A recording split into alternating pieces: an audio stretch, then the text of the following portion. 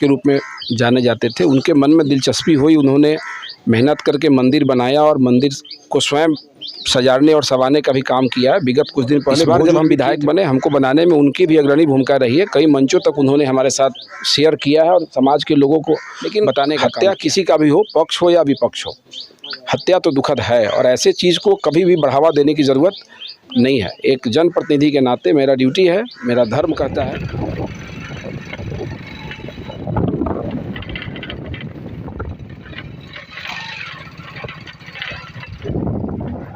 पत्रकार कम होता था, 4 गो जिला में होता था, 4 गो 5 गो, तो हर जगह देश तरह देख रहे हैं कितना अच्छा ये लोग कर रहे हैं। हर जगह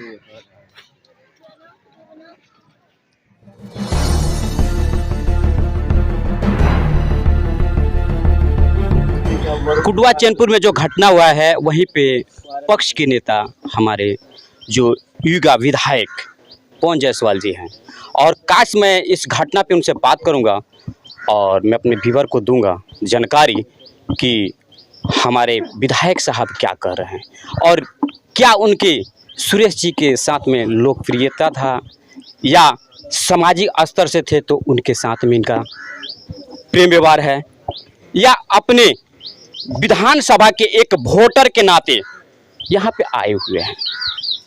क्योंकि ये घटना, इस घटना को जितना ही दुख कहा जाए वो कम पड़ेगा। क्यों? क्योंकि एक मंदिर का पुजारी को मर्डर किया गया है। ये होता कि कोई क्रिमिनल को मारा गया है, नहीं, एक मंदिर के पुजारी को मारा गया है। तो मैं विधायक जी से जानकारी लेना चाहता हूँ कि पुजारी जी का साथ में क्या। विधायक जी, मैं जानना चाहता हूँ आपसे कि जो यहाँ पे हत्या हुई है, एक सामाजिक स्तर और समझिए तो हमारे सावन की भाई पुजारी के साथ साथ हम लोग के एक पिलर थे। उत्तरी ढाका में सुरेश भाई आज से नहीं, हम लोग अवनीश भाई के समय से देखते हैं, पार्टी के हिसाब से हो या वर्क के हिसाब से हो, एक पिलर के रूप में जाने जाते थे। उनके मन में दिलचस्पी हुई, उन्होंने मेहनत करके मंदिर बनाया और मंदिर को स्वयं सजाने और संवारने का भी काम किया है। विगत कुछ दिन पहले भोज भी किए थे, भंडारा वगैरह, तो हम तो नहीं थे, तो प्रमुख साहब को, अपने बड़े भाई साहब को भेजे थे।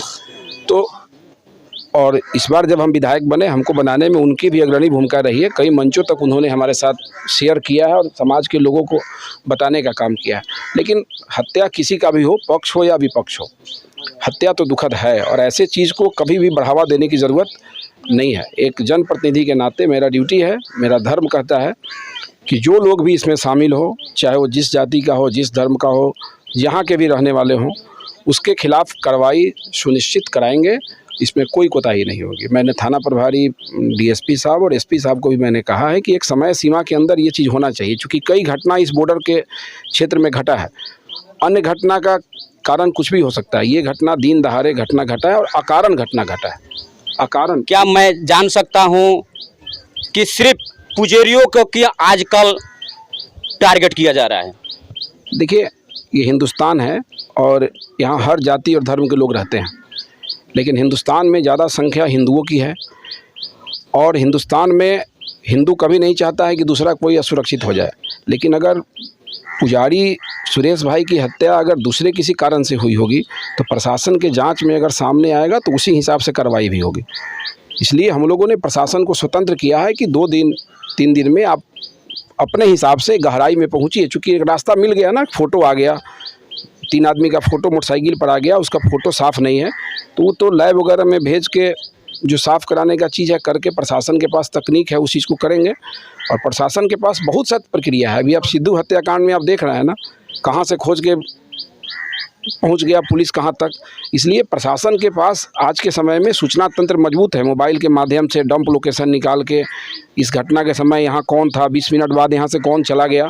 प्रशासन को समय फ्री है, 2 दिन का समय, 3 दिन का समय है। प्रशासन काम करे और एकदम निष्पक्ष होकर इस घटना के जाए। चूँकि बॉर्डर है, यहाँ पर अगर प्रश्रय अपराधियों को मिलेगा तो धीरे धीरे इसको अपना स्वतंत्र चारागाह समझ लेगा। इसलिए कोई छूट नहीं मिलेगा और निश्चित रूप से प्रशासन इसमें ससमय कार्रवाई करेगा। कहीं तो प्रशासन की लापरवाही तो नहीं है कि जितना हत्या होते जा रहा है? देखिए, हत्या तो थाना के पास, एसपी ऑफिस के पास, हमारे घर के पास, मेरा आपका किसी का भी, इंदिरा गांधी की हत्या हो गई, राजीव गांधी की हत्या हो गई, लेकिन हत्या के बाद जिसकी ड्यूटी है, हमारा सूचना तंत्र, मेरा पदाधिकारी, हम आप जागरूक हैं कि नहीं है, ये महत्वपूर्ण चीज़ है।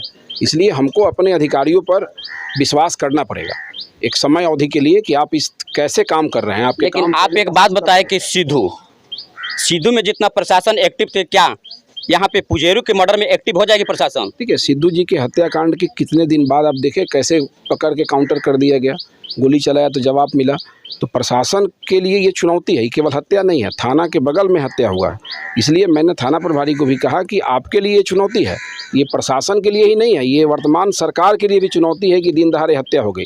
तो हमको इसको चुनौती के रूप में लेना पड़ेगा, प्रशासन को इसको स्वीकार करना होगा और इसमें संलिप्त लोगों के खिलाफ उसी हिसाब से कार्रवाई करें। यानी कि कुडवा चैनपुर के लोग को ये विश्वास हो गया है कि जो हमारे विधायक जी बोल रहे हैं वैसे प्रशासन काम करेगा। ऐसा है कि अगर प्रशासन काम नहीं करेगा और लगेगा कि प्रशासन ने समय अवधि में सही दिशा में काम नहीं किया है, हम तो यहाँ तक बोले हैं कि कोई घटना घटता है तो 2 निर्दोष पकड़ाते हैं, 5 दोषी पकड़ाते हैं।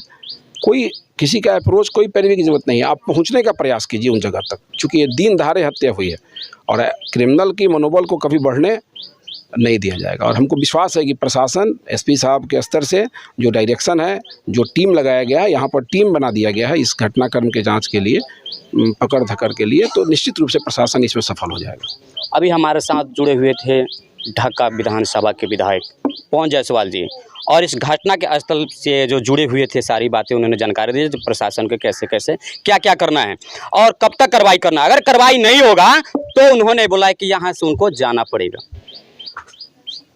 लेकिन मैं आपको ये जानकारी दे दूं कि यहाँ पे बेलगाम जो प्रशासन घूम रहे हैं और बेलगाम अपराधी भी घूम रहे हैं, क्योंकि परेशान कर रही है बच्चे को, लेकिन क्रिमिनल को पकड़ने के लिए उनको डर लग रही है। तो एक कब तक अपना शक्ति अपनाएंगे? मैं जितेंद्र पंडित, आप देख रहे हैं पी भारती। जय हिंद, जय भारत।